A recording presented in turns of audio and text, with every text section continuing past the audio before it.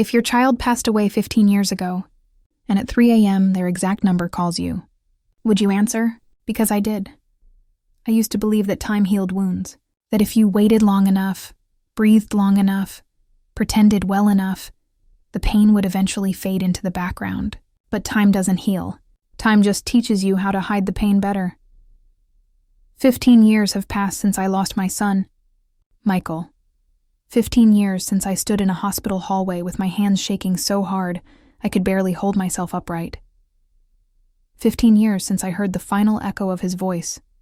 Soft, tired, still trying to reassure me even when he was the one slipping away. People told me I'd get used to it. You don't get used to the absence of your child. You just learn how to walk. With the missing piece, I didn't talk about him often anymore, not because I stopped loving him, God, no, but because speaking his name out loud was like ripping open my chest with my bare hands. The world moves on after loss. It keeps breathing, spinning, making noise, asking you to smile, asking you to function. I learned to function, or at least I learned to appear like I did. But grief, real grief, never leaves. It sleeps, it hides, it waits in the soft places. The quiet hours, the empty rooms, the late-night thoughts when the rest of the world has gone still. And sometimes it wakes. That night, grief woke. The clock read 3:07 a.m. I remember because the red numbers looked too bright in the darkness. I wasn't dreaming, I was awake, though I don't remember what pulled me out of sleep. Maybe the house was too quiet. Maybe the air felt heavier than usual. Maybe something was already happening before I realized it. I sat up slowly, rubbing my eyes. For a moment, everything was still. Then my phone lit up. At first, I didn't think much of it. I assumed it was a notification, a wrong number, some pointless thing that could wait until morning. Then I saw the name on the screen. Michael. My breath stopped. My pulse froze mid-beat. My fingers went numb. His contact was still saved in my phone. I never deleted it. I couldn't. It felt like erasing his existence a second time. His number, though, that number shouldn't exist anymore. We disconnected it after he passed. I remember signing the papers. I remember crying in the parking lot afterward.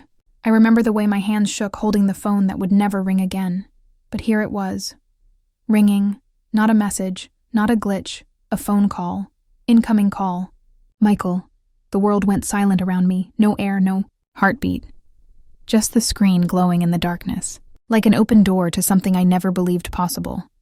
I should have dropped the phone. I should have thrown it across the room. Should have screamed. But my hand moved on its own. Answered. Hello? For a second, there was only the sound of the line. That faint, hollow quiet that feels like distance. Not static. Not noise. Just space. Then, I heard breathing. Soft, shaky. Like someone who had been crying, or running, or waking from a long sleep. My heart broke open. Michael? I didn't mean to say his name. It just slipped out of me like instinct. Silence stretched, heavy and trembling, until I heard a voice I knew better than my own.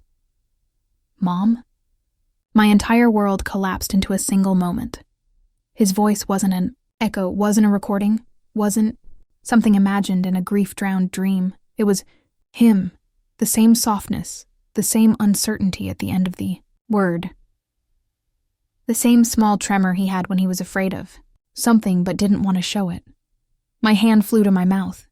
I started shaking violently, so hard I thought my bones might break from the inside.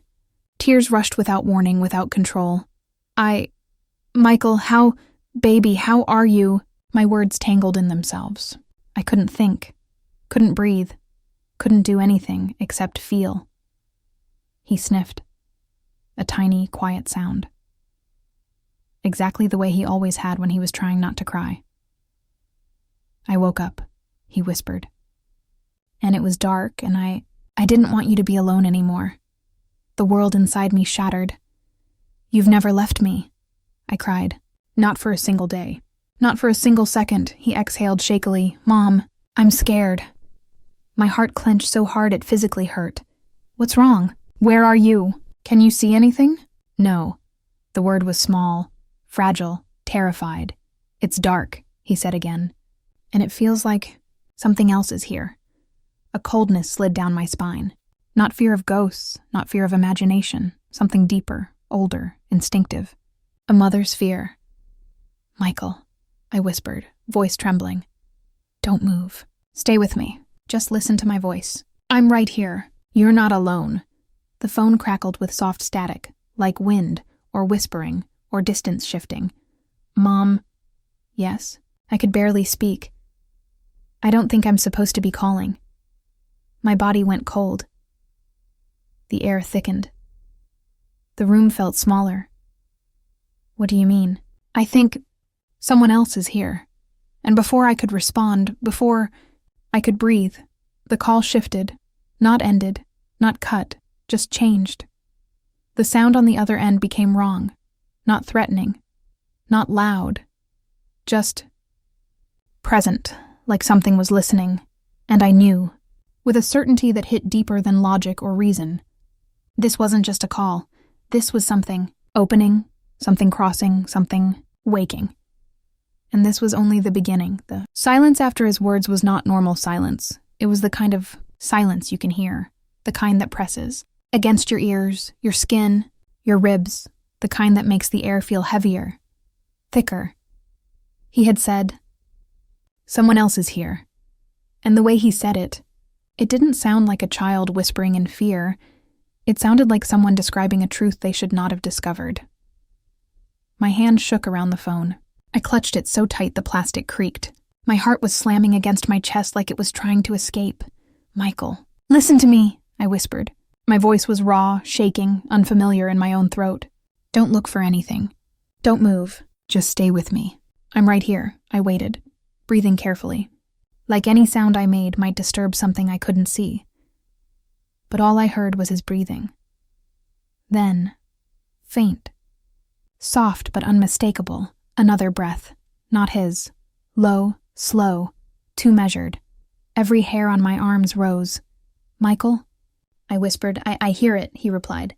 His voice trembled, breaking in the middle. "Mom, I don't like this. I don't like it here." My instinct, my mother instinct, that ancient animal part, roared awake inside me. "I'm here. I'm here. Look at me. Just think about me. Nothing else. Do you understand?" He sniffed. A tiny sound. Then, yes. That one word nearly killed me. I didn't care if this was a dream, a miracle, a hallucination, or something beyond anything I could understand. He was my child. He was afraid, and I was going to protect him. "Talk to me," I said softly, slowly. "Tell me what you remember, before this, before the dark." Static crackled, light and whispering, like distant rain. I remember falling asleep," he said. His voice was getting clearer, stronger, closer. "I remember your voice," he continued, "singing, that song you used to sing when I couldn't sleep." A sob escaped me. Not loud, not dramatic, just a broken sound. "I remember," I whispered. "You used to ask me to sing it twice. You said once wasn't enough." "I didn't want the night to end," he said. His words hit something in my chest so deep I had to close my eyes. "I didn't want you to go," I whispered. Then something shifted on the line. A weight, a presence. Like the call wasn't just sound anymore, but a doorway. I could feel something on the other side. Michael breathed in sharply. "It's closer," he whispered. Cold rushed through my veins. "What is?" I tried to keep my voice steady, but I heard the tremor. "I don't know," he said. "I can't see it. But I feel it like when you know someone is looking at you, even if you're not facing them." His words hit too precisely, too familiar. I had felt that before. Too, in the morgue, in his empty room, in my sleep. In the quiet places, there is a presence that grief leaves behind. Sometimes it feels like love. Sometimes it feels like a shadow. This felt like both, Michael. I whispered, "Listen to me. If something is there, I need you to tell me exactly what you feel, not what you see, what it feels like. There was a pause, a breath. Then, it doesn't feel like a person. Silence snapped tight around me. It feels like, his voice wavered, like something that wants something. My stomach dropped. What does it want? I asked. He didn't answer immediately, and that silence was worse than any scream. Finally, in a voice so small it sounded like he was crying, "It wants me to leave you." My throat closed. My chest crushed inwards. No. The word ripped out of me. Not soft, not trembling, violent, primal. No. Do you hear me? No. You are mine. You are my son. Nothing takes you. Nothing gets to take you again. The static flared. Sharp and sudden, like the connection was resisting me. Then, behind Michael's breathing, I heard it. A sound like footsteps. Slow, dragging, heavy, not walking toward him, but around him, circling. I pressed the phone harder to my ear, like I could force myself into the space he was in. Michael, sweetheart, listen to my voice. He was crying now. I heard it clearly, the small broken gasps of fear I remembered from his childhood nightmares. Mom. I don't know if I can stay. Yes, you can. My voice cracked. You did once. You can do it again. Stay with me. Stay. Please. His breathing became faster, panicked. I'm trying. Mom, I'm trying. I'm here, I whispered, trembling so hard I could barely form the words. I'm right here. I never left. I never left you. The static roared suddenly, loud, violent, like a storm ripping through the line. Mom! His voice tore through the noise, and then everything stopped. The static, the breathing, the footsteps, silence, the worst kind of silence. The silence of something. Ending, my heart thrashed in my chest. Michael? Michael! Michael, answer me! For a moment, there was nothing. Then, very faint, very distant. Mom. He sounded so far away, like he was fading. I think I have to go now. Something inside me shattered so loudly I swore I heard it. No, no, no. Please, please, don't leave me again, please, I can't. He was quiet. Then softly, I love you. Mom. I pressed my hand over my mouth to keep from screaming. I love you more, I whispered. I always have. I always will. The call cut. The screen went black. But the room did not feel empty. The air felt occupied. Something had crossed through the call. Something was now in the house with me. The moment the call ended, the silence in my room changed. It wasn't just quiet, it was watching. The darkness felt heavier, as if the air itself had grown thick enough to hold weight. I sat frozen on the edge of my bed, phone still pressed to my ear, even though the call had already cut off. The screen was black, but the phone felt warm, too warm, like something had been holding the other end of the connection. I lowered it slowly. My breath came out, uneven, shaky, small. I whispered his name too. The room, not because I expected a reply, but because I needed to say it.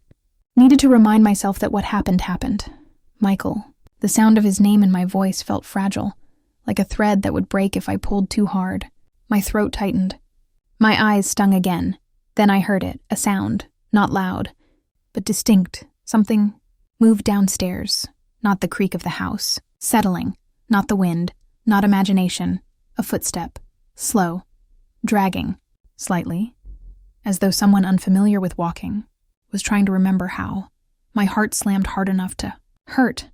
I held my breath and listened. Another step, closer.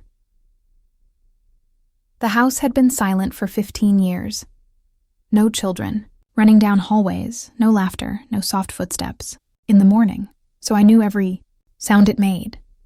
This sound did not belong. I stood, carefully, slowly, as though sudden movement might make everything worse. My legs trembled, not out of fear, but out of something deeper, heavier. Hope. Terrible, impossible hope. Michael? I whispered softly, too afraid to say it louder. Silence.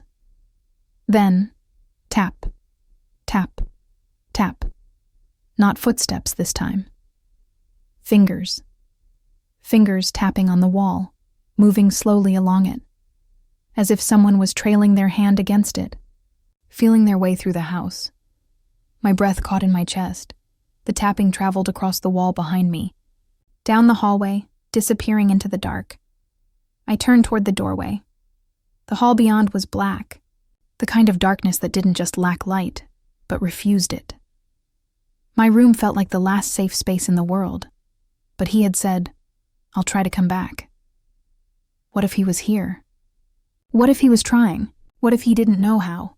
That thought pulled me forward. I stepped into the hallway.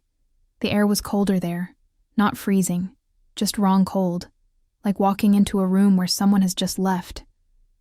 Except no one has lived here with me for years.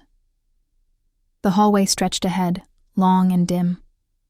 The nightlight I always left plugged in, out of habit, out of memory, flickered weakly, as if something was drawing power from the house. My hand brushed the wall, and I felt it. A warmth. Soft. Small. Like the heat of a child's palm pressed there moments earlier. My breath hitched. "Michael," I whispered again. Barely sound. Barely breath. The house answered with silence. But that silence had depth to it. Presence. Attention. I walked slowly toward the living room, each step an echo of uncertainty and desire. The tapping sound had stopped, but the feeling of being watched followed me. Not in a threatening way. Not yet, just present. I reached the living room and stopped. His shoes, the little pair of worn sneakers I could never make myself throw away. They were sitting by the front door, but I hadn't touched them in years. My chest tightened so hard I had to grip the wall. My legs nearly gave out. They had been in the back of his closet, buried, in a box. I knew they had. Someone had moved. Someone had been here.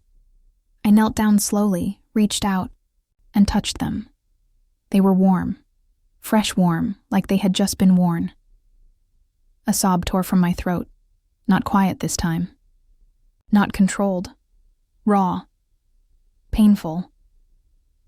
Real. I pressed the shoes to my chest, hugging them like I was holding him again. "I'm here," I whispered into the silence. "I'm here, baby. I'm here. Come back, please." The lights flickered, just once. Then again. The air pressure in the room shifted, like something had stepped closer. I didn't look up at first. I was afraid that if I saw nothing, it would break me. But eventually, I did. I lifted my head slowly, and I saw it. Not a figure. Not a shadow. Not a person. The outline. The faint wavering form of a child. Small. Slight. Shoulders hunched the way his used to hunch, when he was nervous, standing near the hallway entrance. He wasn't fully there, but he wasn't gone, like something, halfway between memory and presence, halfway between here and somewhere else. My breath shattered into nothing. Didn't move. I didn't blink. Didn't speak. Because I knew, if I moved too fast, I might scare him away. If I reached too soon, he might disappear. If I broke the moment, I might lose him again. The outline didn't move, just watched me, and I watched him. My voice, when it finally came, cracked like glass. "Michael?" The outline flickered, once. Then, in the softest voice, barely sound, barely shape, "Mom, I found you." My chest collapsed, my knees gave out. I didn't care. I fell forward, not to the floor, but toward him. And the moment I moved, the outline vanished. Gone, the shoes slipped from my hands, my breath tore, everything. Inside me screamed without sound, but the room was no longer empty. I knew it, I felt it, something had crossed. And it was not just him, something else had come with him. Something that did not want him to stay. When my son appeared in the doorway, I thought he came alone. but something followed him, something that didn't want him to stay. The outline of him vanished the moment I moved forward. 1 second. He was there, thin, shimmering, fragile like light reflecting on water, and in the next, he was gone. But the house did not return to silence. The air still felt bent, like the atmosphere had been stretched between two worlds, like something had been opened and hadn't closed yet. I stayed kneeling on the living room floor, my hands shaking, my heart hammering so hard the pulse rang in my ears. The tiny shoes lay beside me, still faintly warm, too warm to pretend this was grief or memory or imagination. I whispered his name again, not calling out, but pleading. Michael. I'm here. I'm right here. No answer. But movement. Not footsteps this time. Breathing. Slow, damp, uneven breathing coming from the dark hallway, not the soft rhythm of a child's chest. This was heavier, wet, thick, like lungs straining against water. Lifted my head slowly. The hallway was pitch black. The nightlight that flickered earlier had gone out completely, leaving only a shape of darkness. Dense, like it had weight and depth to it. The breathing grew closer. I clutched the sofa to pull myself up. My knees felt weak, my hands cold. Michael? I asked again, but this time, the name came out as fear instead of longing. The breathing stopped. Silence. But the silence wasn't empty. It was waiting. I took 1 step backward. The floor creaked beneath me, loud, too loud in the stillness. I held my breath. Then, tap, tap, tap. Not footsteps, not fingers, not anything that belonged to something human. It was the sound of something clawing lightly at the wall. Slow, deliberate, tracing its way toward me. Goosebumps crawled across my arms. I felt it then. Not sound, not sight, but presence. Like something tall was standing just inside the dark hallway, leaning forward. Watching me, I didn't run, I don't know. Why? Maybe it was shock. Maybe it was denial. Maybe it was hope that whatever was there was still him. But deep in the marrow of my bones, in the part of us that remembers fear older than language, I knew it wasn't him, I whispered, voice cracking. Let me see him. Please, please, just let me see my son. The darkness shifted, not moved, shifted, like something massive rearranged itself inside it, altering shape. Cold rolled down my spine. Then, a shape emerged. It didn't step. It unfolded. Like liquid shadow rising into form. Tall, too tall, limbs wrong in length. Shoulders sloped, head tilted as though it didn't understand how bodies were supposed to work. Couldn't breathe. It didn't have a face. No eyes, no mouth, no features. Just darkness, wrapped in the shape of something that wanted to be human. My hand clamped, over my mouth to hold in the scream building in my throat. The thing leaned forward, not quickly, slowly, if savoring the moment, and then a sound came from it. Not a growl, not a whisper, a voice, but not its own voice, my son's voice. Mom, I froze. My heart stopped. It used his voice like a puppet, like it had taken it, like it had learned. The sound was too familiar. The same tone he used when waking from nightmares, soft, afraid, small. Mom, help? The monster leaned closer. My tears spilled instantly, uncontrolled. Because I recognized those words, those exact words. They were the last words he said to me the night he died. His last breath in my arms. His last plea. I broke, I shattered. My voice came out raw, torn. No, no, stop. That's not you. That's not him. The darkness twitched, head tilting sharply, the breathing stopped. The house went still. Then, a whisper slid behind.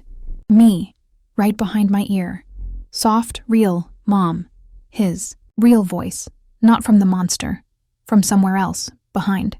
Me, I turned so fast I nearly fell, and there he was, not an outline, not a flicker, but him as he was 8 years old, small striped, pajamas, hair messy from sleep, eyes wide brown, frightened. exactly as he looked on the last night I held him. He was solid, but only barely, like light was shining through him from the wrong direction. His lips trembled. "Mom, don't look at it." My legs gave out and I dropped to my knees, hands over my mouth. Sobbing, he reached toward me, but his hand didn't touch. It hovered inches away, as if something invisible held him back. Behind him, the tall shadow thing straightened. Its attention shifted to him. The air grew colder. My son's breath began to fog. His voice cracked with panic. "Mom, don't let it take me back." I lunged forward, reaching for him, and the shadow moved, not walking, not gliding.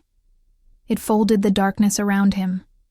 His small figure flickered, glitching, trembling, as if he were being pulled through water. "No, no, Michael, no, don't, please." His voice broke into a scream. "Mom, don't let it take me." I grabbed for him, and my hands went straight through him, cold like winter. The shadow wrapped around him, and he was gone.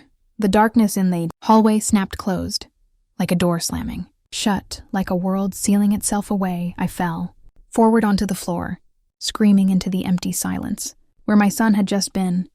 But in the quiet that followed, I heard something, not outside.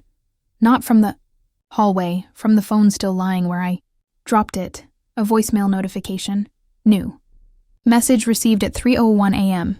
My blood ran cold, my hands shook as I reached for it. I pressed play, and my son's voice whispered, "Mom, come find me." He said, "Come find me."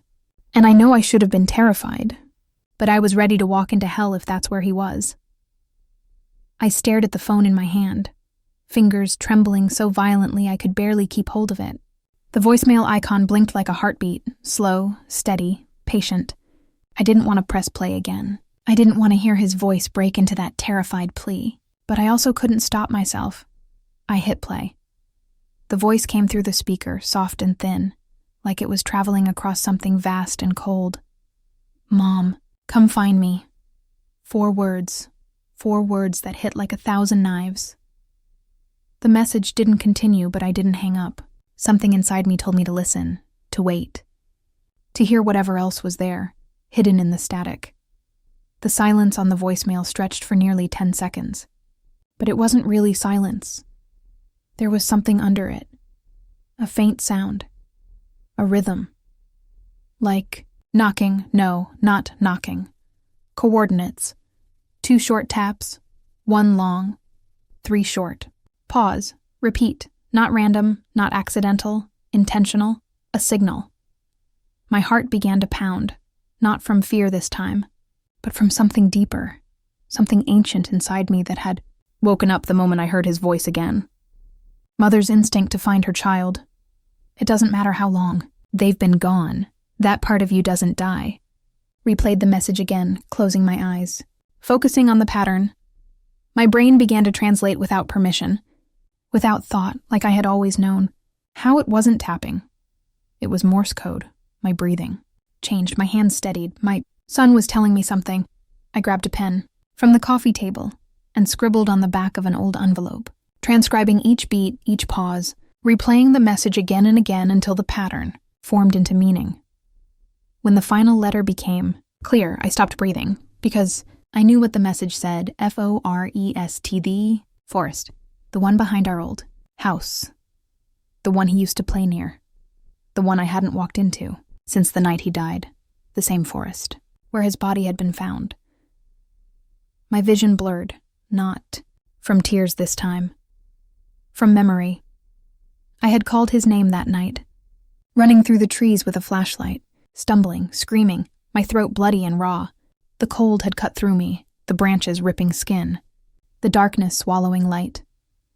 The forest had felt alive that night, and it felt alive now.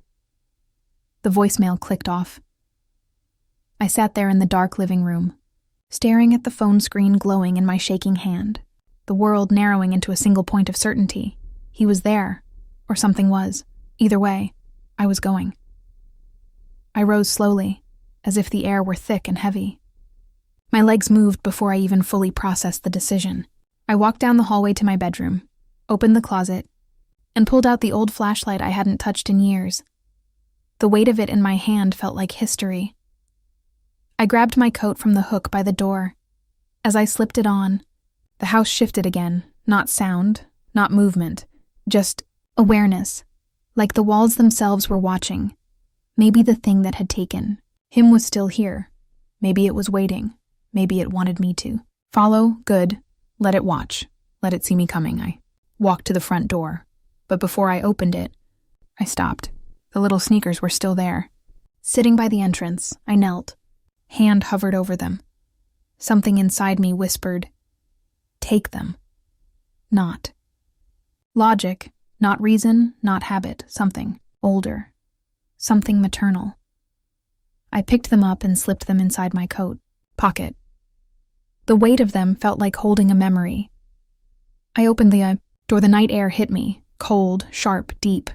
The hour had slipped into something past time, the world outside covered in shadows that didn't behave like shadows should. The street was empty. No cars, no wind, not even insects. Just stillness, like the world was holding its breath. Waiting. I stepped outside and closed the door gently behind me. The walk to the forest felt longer than it ever had. The streetlights flickered, just faint enough to make me feel like I was walking into something that didn't want light. The line of trees rose ahead, black against black. A wall of darkness, almost like a mouth. I stopped at the edge. The last place. I saw my son alive. My breath fogged in, front of me. The world was so quiet I could hear my own heartbeat.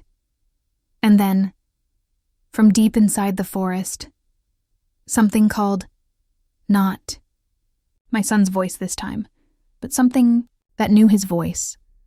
Something that had taken it.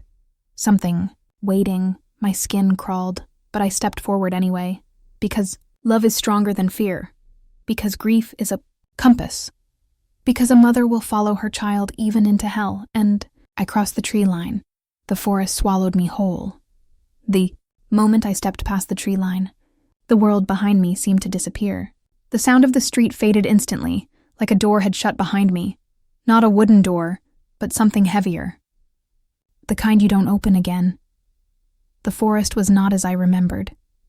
The trees were the same shape, the same towering walls of twisted trunks and tangled branches. But something was fundamentally off. The air felt wrong, charged, humming. The deeper I walked, the more the darkness looked thick, almost viscous, as if light couldn't just disappear here, but was being swallowed. I clicked the flashlight on. The beam pushed forward only a few feet before dissolving into shadow. It was like shining light into smoke, dense, shifting, refusing to be cleared. The ground was damp beneath my shoes. Leaves crunched softly, each step sounding too loud, too alone. I remembered running here once, 15 years ago, my voice hoarse from screaming his name, tearing through branches and thorns, desperate, blind with terror. Now I walked, slowly, deliberately. The forest remembered me. I could feel it. It recognized my footsteps, and it didn't like that I had returned. Branches shifted above, though there was no wind, not even the faint whisper of air moving, just a subtle rustling, like the canopy of leaves was watching me pass below. My son's voice echoed in my memory. "Mom, come find me." I gripped the flashlight tighter. My other hand was pressed to the pocket where I carried his shoes. As long as I held them, I wasn't leaving without him. I followed the path I remembered, the one I had run that night. But the trees had grown, twisted, leaned inward, creating a corridor that felt unnatural, like the forest itself had been rearranged. A shape ahead made me stop. A tree, but one I recognized. The old split oak. The one where he used to sit and pretend the branches were a ship, where he'd laugh and call out commands to invisible sailors. I had carved a small heart into its bark once, just above where he could reach, with our initials inside it. I walked closer, my breath unsteady. The carving was still there, but something new surrounded it. Handprints, dozens of them, small, handprints, the size of a child's, but they were black. Not paint, not dirt. Something darker. Something smeared, something stained. I stepped back, my pulse pounding. My son's hand had been among them. I could feel it. I could sense it. He had been here, recently. The heat of that knowledge spread from my chest outward, a terrible mixture of hope and dread. A sound broke the silence. Leaves shifting. Behind me, I spun, flashlight beam cutting through the dark, but nothing was there. I couldn't tell if something had moved, or if the forest wanted me to think something had moved. The silence returned thicker than before. My breathing sounded too loud. Then, a voice. Soft. Close. Behind me. Just over my shoulder. Mom. Not the monster's imitation. His voice. My son's voice. Exactly as it had always sounded. I turned slowly.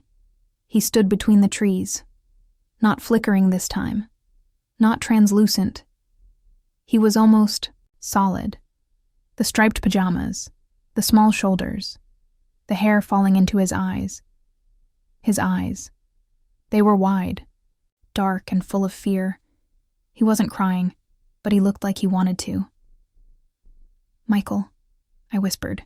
Stepping toward him, he held up his hand. Don't, he said softly. It's watching. My body went still. I didn't ask what.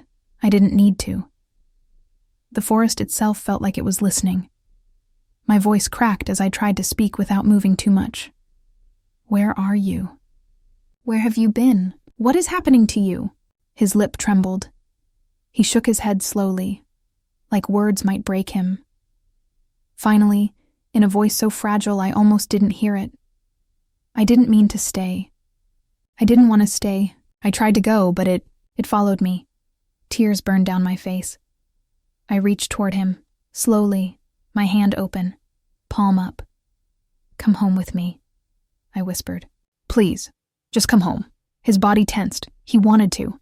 I could see it. It pulled at him like gravity, like hunger. But something held him there. The air around him shimmered, distorted, as if invisible hands were gripping him. His voice broke. I can't. Not alone. I stepped forward. He flinched, eyes widening in terror. Not at me, but at something behind me. I froze. The air turned, cold enough to burn. A shadow stretched across the ground, long, tall, wrong. My son shook his head violently, tears finally spilling. Mom, don't look, don't. But I did. I turned, and the thing from the hallway was there. Not flickering this time. Not distant, not half-formed, fully present. Its body towered, stretching upward into the black canopy. Its limbs hung too long, dragging through the leaves. Its head tilted slowly, like it was studying me, and where a face should have been, there was only a void, a depthless darkness. But now, inside that darkness, two shapes opened, not eyes, mouths open, silent, waiting. I couldn't scream. My body couldn't move. The forest held. Me, my son's voice came through the paralysis. Terrified, breaking. Mom, run. But I didn't, because I finally understood. You don't run from something that wants to be chased. You stay, and you fight for your child. Even if it kills you, even if it damns you. I stepped between my son and the thing. And the forest exhaled. The thing didn't move. It didn't need to, just standing there, towering, motionless, with that hollow, endless absence where a face should be, was enough to pin me in place. The forest around us seemed to lean inward, every branch bending, every shadow tightening, forming a ring, a circle, a boundary, a trap. My son stood a few feet behind me, small and flickering, his edges dimming and relighting in uneven pulses, like his very existence here was unstable, like he was an image projected through something thick and heavy. He was fading. I stepped forward. The thing responded, not with movement, not with sound, but with pressure, like gravity shifting, like something invisible pushed against my chest, forcing me back, but I didn't stop. Because when you have already lost your child once, fear loses its meaning. Pain loses its meaning. Death loses its meaning. There is only the need to hold them again. I spoke, my voice hoarse, trembling. Take me instead. The forest stilled. Even the insects stopped existing. My son's voice broke behind me. Mom, no. Don't say that. But I didn't look back. I couldn't look at him. If I did, I'd fall apart. The shadow figure leaned closer, its head lowered to my height, slowly, carefully, like it was curious. The void where its face should be pulsed, once, twice, like something inside was breathing. And then, it spoke, not with words, not with sound. It entered my mind. A cold pressure slid behind my eyes, pushing down into the base of my skull. I gasped, stumbling, clutching my temples. The voice was not a voice, it was understanding. Knowledge forced into me. This thing had many names. None of them human. It did not dwell here. It fed here, on grief, on longing, on the empty places left behind when love is ripped. Away. It had followed my son when he died. Not his soul, his echo. The memory of who he had been. The part of him that reached back for me instead of letting go. Children don't always understand death. They cling, they call out, and something hears them. Something that lives in the spaces between loss. My son had not been taken. He had been held. Held by something that wanted him to remain, held by something that did not understand love, only hunger. The realization hit me so hard I nearly collapsed. My son had been trapped all these years, not gone, not at peace, stuck, because of me, because I had never stopped holding on. I sank to my knees.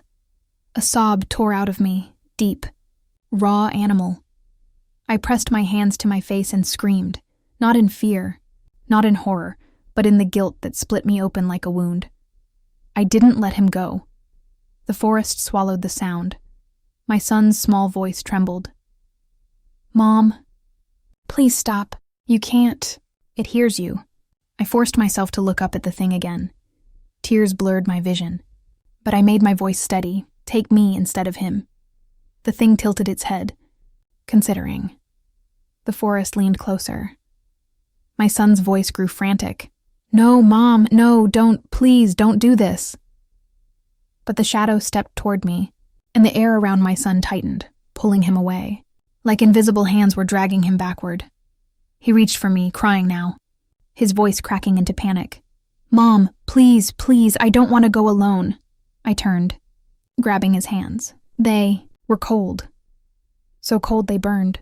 He wasn't solid. My fingers passed halfway through him, but I held him anyway. I looked into his eyes, those same brown eyes I used to wake up to every morning, and I spoke softly. You won't be alone. I'm right here. I never stopped being here. The forest pulsed. The shadow loomed. The ground beneath us vibrated. Earth shaking like something ancient was waking. Then I heard it. A whisper, not from the monster, from everything. The trees, the soil, the dark, trade. I swallowed. What do you want? There was no voice this time, just an understanding. Not your body. Not your life. Your memory, it didn't want to kill me, it wanted to take every memory I had of my son. His voice, his laugh, his favorite pajamas, the way he hugged me, the way he said love, you every night. It wanted to strip him out of my mind so completely that it would be as if he never existed. In exchange, it would let him go. My breath stopped. That was the price. If I accepted, he would be free. But I would lose him. Forever. No grief, no sadness, no memory that he ever lived. I would wake up tomorrow and live my life as though I never had a son. The tears came silently. My heart, fractured so completely that it didn't even hurt anymore, lifted my hand and touched his face. The face I had held after nightmares, after scraped knees, after laughing fits. His skin flickered under my touch.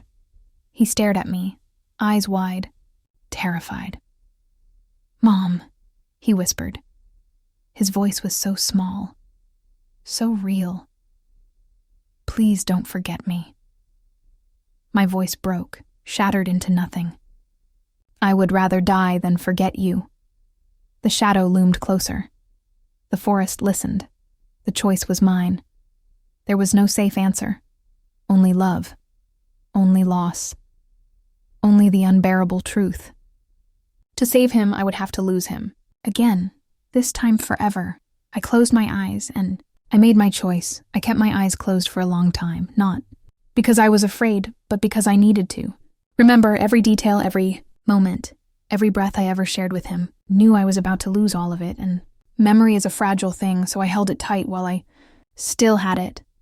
My son, my little boy. His laugh, light and messy, like bubbles popping in sunlight. The way he ran on, his toes when he was excited, the freckle on his cheek, the softness of his hair when he slept against my chest. The last moment I had held him alive.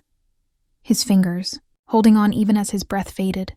"Mom, don't forget me," the words repeated in my mind, echoing, breaking me open again and again. I opened my eyes. My son stood in front of me, not flickering now, not fading, just there, as real as the day before he died. His eyes were full of fear, not fear of the forest, not fear of the monster, fear of being erased. "Mom, please," he whispered, voice trembling into cracks. I cupped his face in my hands. They passed through him. Partially, but not enough to break the moment. "You will always be mine," I whispered. "No matter what happens, no matter what is taken, somewhere in me, something will remember you, even if I don't know why." His lip trembled. He leaned forward, forehead pressing against mine. A warmth passed between us, faint, soft, like the memory of touch. His voice was a breath. "I don't want to go without you." And that was the moment I shattered. Wanted to give him everything, but I couldn't give him my death. Because he didn't need me to die. He needed me to live with the choice. I turned to the shadow. It loomed over us, tall enough to feel like the sky had bent into shape. The hollow where a face should be stared down at us, depthless and endless. My voice was steady when I spoke. "I accept the trade." The forest exhaled. The world around us shifted, and pain tore through me. Not pain like a wound, not pain like grief. This was pain like losing the shape of myself. It began in the back of my mind. A slow, cold pressure pushing memories outward. I grabbed my head, fingers digging into my scalp, nails breaking skin. "No, no, no, let me keep something, please, just one thing, just one." But the forest does not bargain twice. My son screamed, not from pain, but from terror. "Stop, stop, please stop. Mom, please don't let it take me." I fell to my knees. Memories dissolved into static. His first steps, gone. The sound of his laugh, gone. The way he said "I love you," gone. His favorite cereal. The way he held my hand. The way his small body felt when I carried him in from the car when he had fallen asleep. Gone. Each memory ripped from me like flesh torn from bone. I screamed. My voice tore open, raw and animal. The ground shook. Leaves spiraled upward. The air vibrated with something ancient. And through all of it, my son held me, or tried to. His hands passed through my face, my hair, my back. But the effort was there. He sobbed, "Mom, please, don't forget, don't forget, don't forget." But the remembering part of me was disappearing. The last memory to remain, the very last, was not his death. It was him at 5 years old, running into my arms. Laughing. Sunlight in his hair. I held onto it. I clung to it. I locked my entire being around it. And the forest ripped it away. My scream stopped. Just stopped. Like something had unplugged it. I fell silent. My hands dropped. My breathing slowed. The pain was gone, not because it ended, but because there was nothing left inside me to feel it. The absence was silent, empty, clean. I blinked slowly. The forest was still around me. The shadow was still there. My son stood in front of me, but I didn't recognize him. His eyes went wide. His breath hitched. He took a step back, shaking his head, whispering, "No." He stepped forward again, desperate, reaching for me. Mom, look at me. Please, please, please look at me. It's me. I stared at him. I felt nothing. No warmth, no familiarity, no grief, no love, just a quiet emptiness. He broke. His knees buckled. He covered his face with his hands and sobbed with a sound that made the forest tremble. The shadow moved then, not toward him, but away. It stepped back. The forest opened behind him, like a door. Real light shone through. Soft, warm, golden, a place that did not belong to this world. A place where something broken could finally rest. My son lifted his head. He wiped his tears. His voice was small, soft. "Thank you, Mom." Then he turned and walked into the light. The forest closed behind him. The shadow disappeared. The world went quiet. I stood there alone, not grieving, not screaming, not broken, just empty, like a house where no one ever lived. I turned and walked back through the forest, not knowing who I had come there to find, not knowing what I had lost, not knowing I had ever loved anything at all. Only my pocket felt heavier. Inside were the small sneakers. I did not know who they belonged to, but I knew, without understanding why, that I could never throw them away. The path out of the forest looked different now, wider, straighter, almost like it had been cleared just for me. But I didn't remember what it had looked like before. The knowledge that there was a before felt distant, like something told to me secondhand. Something I was supposed to feel something about but couldn't. My boots crunched over dead leaves and twigs, a sound that seemed too loud in the quiet. The sun was rising. Or maybe it had always been rising. And I had simply stepped into the moment where morning existed. I didn't know. I didn't feel time in the same way anymore. It moved around me, not through me. I crossed the last line of trees and stepped back onto pavement. The street looked familiar. The houses lined up neatly, streetlights buzzing faintly. Birds beginning their morning calls. Normal, ordinary. But the ordinary felt wrong, like I was wearing someone else's life. I walked home slowly, though no part of me felt urgency. The stillness inside me was not peace. It was vacancy. A hollow room with no furniture. No memories hanging on the wall. No photographs on the mantel. When I reached my house, I stepped inside and closed the door gently. The sound echoed too long. I stood there in the entryway, unsure what to do next. My eyes drifted to the small sneakers, sitting on the table where I'd placed them before leaving. Children's shoes, tiny, soft, worn at the toes. I felt nothing, but something in me, some reflex remaining like muscle memory without memory, told me not to move them, not to throw them away, not to question them, just to leave them. So I did. I moved into the kitchen. The kettle was sitting on the stove.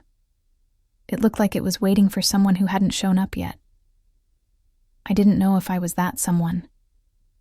I filled it with water, turned on the flame, waited. The water began to hiss. Hiss turned to bubble. Bubble turned to boil. The whistle started, sharp and rising. I watched it, not annoyed, not impatient, just watching. After a few moments, I turned off the stove. But I didn't pour the tea. I walked away instead. I went to the living room, sat on the couch, folded my hands in my lap. The room was quiet, but I had the sense that it had once been full. Full of sound, full of movement, full of something I couldn't name. Children's laughter, toys on the floor, a voice calling, "Mom!" The memory flashed, but only as an echo. A shadow of a shape. It slipped away before I could hold it. I blinked slowly. My phone lay on the table next to me. I picked it up. No missed calls. No voicemails. No record of anything.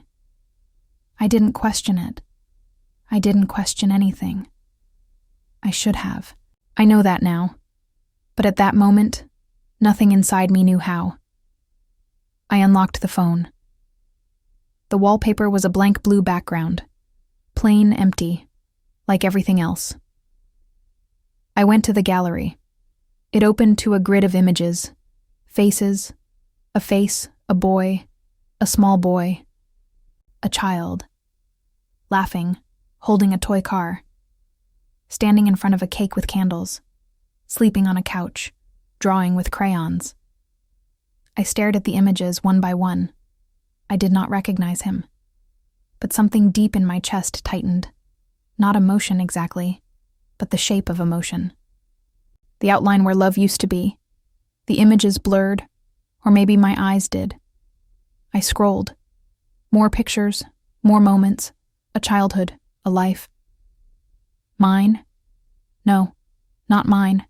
Someone's. Someone who had been here. Someone who had lived in this house. Someone who had run down these hallways and filled these rooms with sound. I kept scrolling. And then, the final image stopped me. It was a photograph of me, sitting on this couch, holding the same child, smiling. I stared at the picture.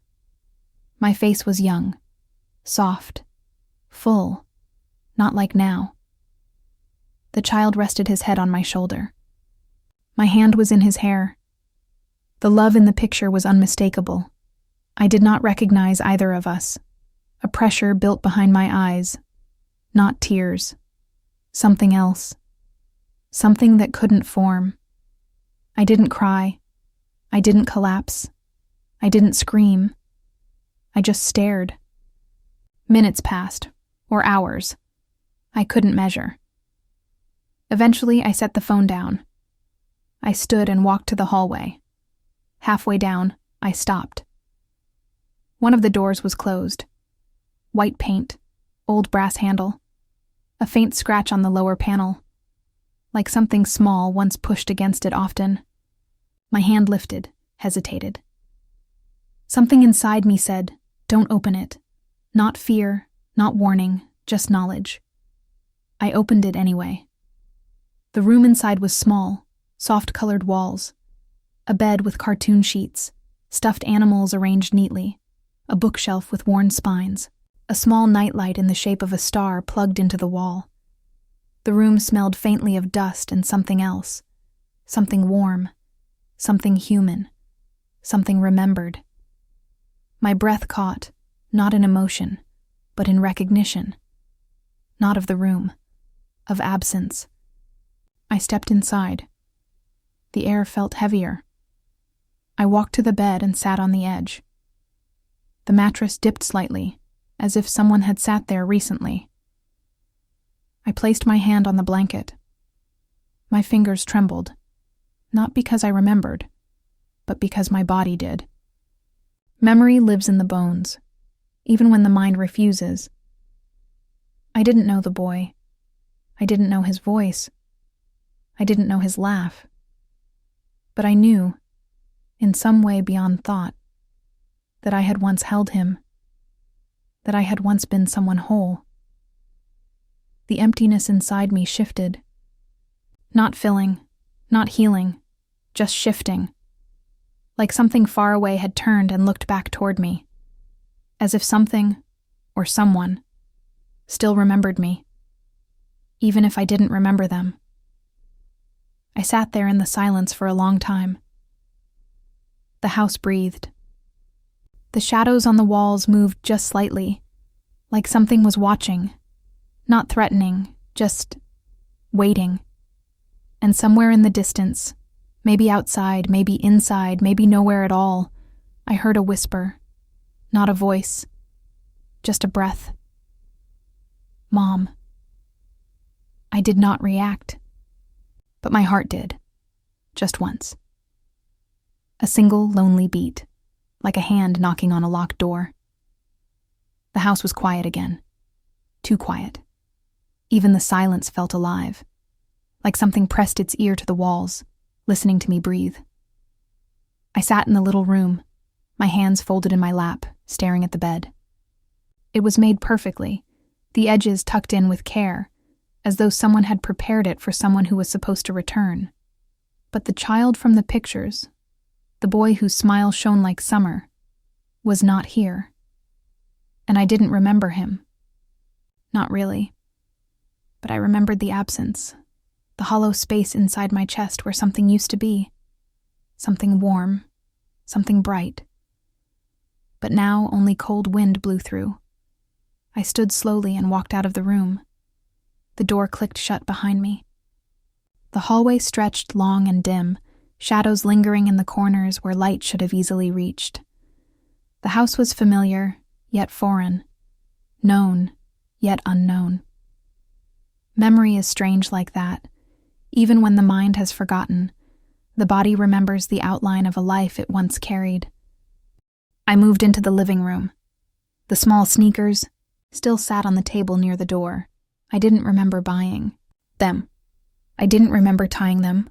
Didn't remember the child who ran in them.